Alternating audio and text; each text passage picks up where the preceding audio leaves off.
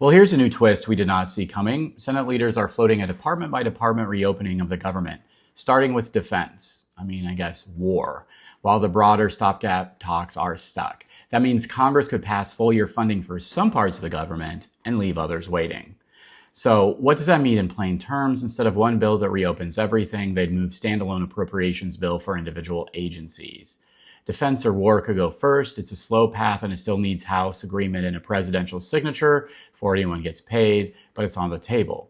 Then there's a near-term wrinkle. Even if the Senate moves a defense or war bill, it's unlikely to clear both chambers and get signed before mid-month pay date, meaning service members and defense or war civilians could still miss a paycheck. Also, House leadership has signaled no standalone vote just to pay the troops. They want a broader deal, so timing is a real risk.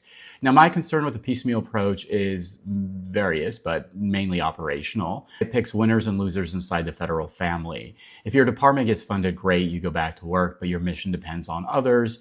Finance centers, grants management labs, data systems, legal review. If those stay closed, your funded program can't fully run.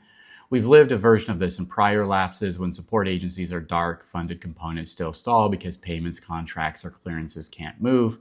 My second concern is program drift. If Congress funds certain portfolios quickly and leaves others for later, some pieces may never come back at full strength this fiscal year. That's especially true for programs seen as politically sensitive. I think that's a huge risk. A piecemeal strategy could normalize selective reopenings and leave entire workforces stranded for weeks or months. Third, I'm concerned about pay equity and morale. Two employees with the same years of service could face totally different realities because their org drew the short straw. That fractures teams and increases attrition, especially where hiring has already been hard.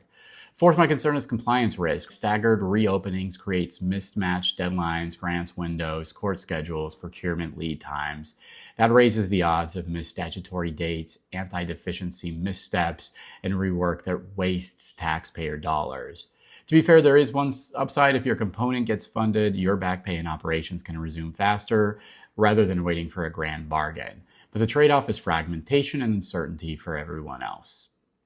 So those are just my thoughts, but I know you all have different thoughts. Many of you have been in the government for a while. I want to tap your expertise on the ground. If your agency reopened, but your key partners didn't, what would actually break first? Pay, procurement, IT, grants, lab works? What do you think about all of this? If you're DOD or DOW or support DOW or DOD, how are you planning around the mid-month pay risk? If you're at a civilian agency, which dependencies would keep stuck even if your line item gets funded? If you think piecemeal helps more than it hurts, say piecemeal and tell me why. If you want to clean all at once, reopen for everybody, stay together, and say what you're seeing at your shop. We'll keep tracking this and translate what each procedural move really means for your paycheck, your caseload, your mission. Thank you, everybody, for your support. Take care and have a great day.